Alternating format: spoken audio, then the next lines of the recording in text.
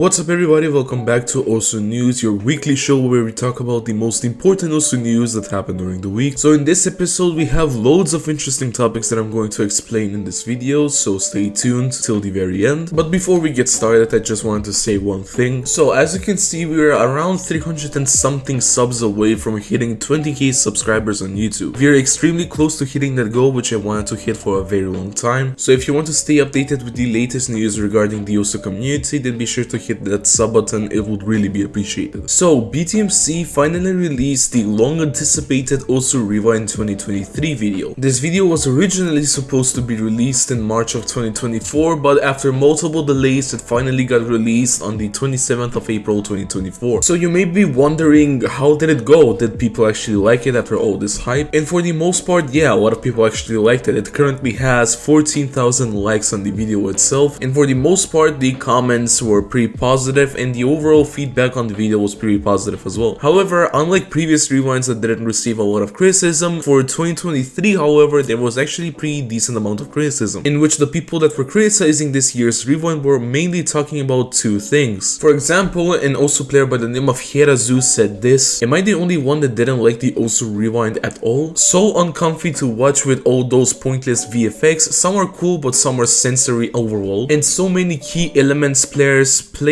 missing, it's actually not worth its hype at all in my opinion." And as you can see, a bunch of people actually agreed with this post. A lot of people did say that this year's rewind was a bit too much edited for them and that it felt like a ADHD brain rot edit instead of an actual Osu rewind. Some people also realized that a lot of players that did a lot of stuff in 2023 weren't even mentioned at all in the rewind, and compared to those players, a lot of other players got way more attention in the rewind than they should have. However, compared to those people that were complaining about this whole rewind, other people think that the criticism is just to stir up stuff in the Osu community because there wasn't any drama at all. For example, Badu, a very well-known player in the Osu community, tweeted this: "By the way, Osu rewind is cool. I'm pretty sure everyone is just gaslighting each other to be upset about it because they're bored, no Osu drama lately, gotta get mad." Yari, who was another player being mentioned about not being in the rewind, also tweeted this: "I've actually seen way too much negative things about the rewind. Sure, there may be some players and plays which should have been in there, but the editing was sick, dude. We gotta appreciate this just as much as we need to criticize it to improve next year's." And as you can see, both posts were pretty well received. But I want your opinion on the Osu Rewind 2023. Have you watched it? Do you like it? Do you maybe dislike it compared to other years? Let me know down in the comments what you think about it. But how about we talk a tournament match that absolutely shocked everyone? So you may know this one tournament by the name of Corsair's Close. It is a 1v1 tournament that happens every year. And well, this week it was the quarterfinals of the tournament, and there were some insane matchups that happened in the quarterfinals of the tournament. But just to name a few, we got Malishevsky versus Kriller, Henry versus Flying Tuna. We also had the one and only MCY4 versus Decadent. But out of all the matches, the one that absolutely stole the show was Worst Hard Rock player versus Mrekk. Yes, those powerhouses of players were matched up against each other in the quarterfinals of the tournament. Now, at first it was looking like Worst Hard Rock player was absolutely going to be demolished by Mrekk. I mean, at one point Mrekk was literally 1 point away from winning the entire match. But then suddenly Worst Hard Rock player had to pick, and obviously he won a point. And then on deep counter pick, Worst Hard Rock player won again, and it was looking pretty dangerous for Mrekk. Because not only did Worst Hard Rock player won 2 points in a row, but in the next round, Worst Hard Rock player had the chance to pull up tiebreaker because it was his pick for the next round. And well, let's just say that the next map was absolute hype because he picked Nomad 3. For those wondering, Nomad 3 in this pool was Deconstruction Star. And well, if you know the map, then you already know who is the only FC on the map. So what happened next in the tournament truly shocked absolutely everyone. But I'll play a clip just so you know why everyone was shocked when they saw this.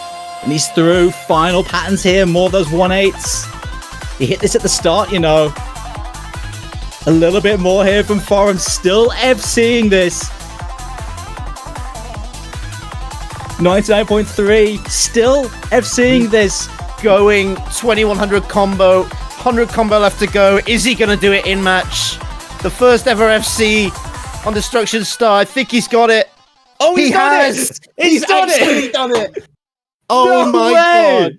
In match, that's incredible. That's actually incredible. Oh my god, a full combo from Forum on Destruction Star. There's no way.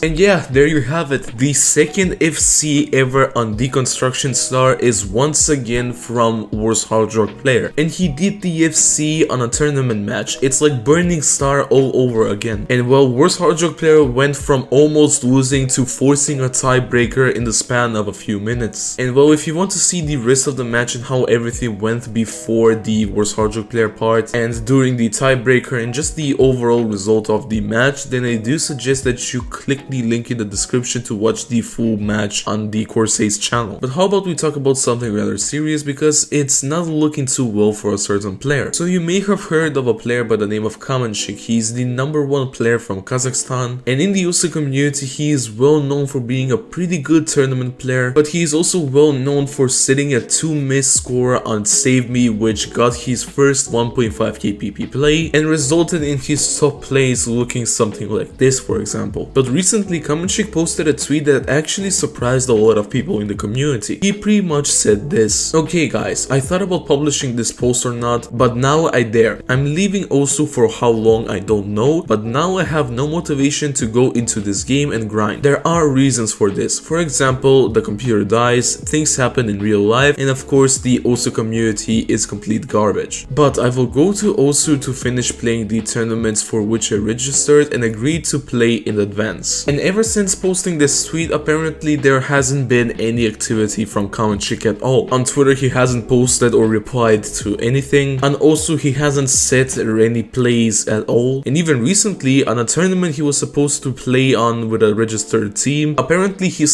team was forced to FF because they couldn't get any response from Kamensh1k recently, even though on his recent tweet he did say that he was going to play in the tournaments he registered for. Now I did manage to get in contact with Kamensh1k recently on Discord, and apparently the main reason why he didn't play in that tournament at all is simply because he doesn't have any motivation, like he mentioned in the tweet, and that he just wants to get his mind off of schedules, matches and stuff like that. So yeah, how do you feel about Kamensh1k taking a long break from the game and overall just avoiding tournaments as well? Let me know down in the comments. Other important news that happened last week: Sotarks' version of Pika Girl just got ranked. The Shadow of Dark and X Mario Advance Z both complete Also Catch the Beat, excluding converts, at the same time. The winner for Also Taiko World Cup 2024 is once again Japan for the 11th time in a row. There was a roundtable event at the Level Up Expo this year, which was an in-person battle royale. The #2 Taiko player got unrestricted recently due to previously submitting a pretty high PP play on Also Standard, and if you were confused by that, then just read this reply, then it will all make sense. And finally, CatFR92 posted a new how to improve at OSU part on Reddit, and if you don't know what I'm talking about, well, this Reddit user randomly decided to post on Reddit some actual good advice for improving in OSU, and if you're interested as to what that advice is, then I do suggest that you click the video that is on screen right now, because I explain everything in that video. Anyways, I'll catch you in the next one. Bye bye.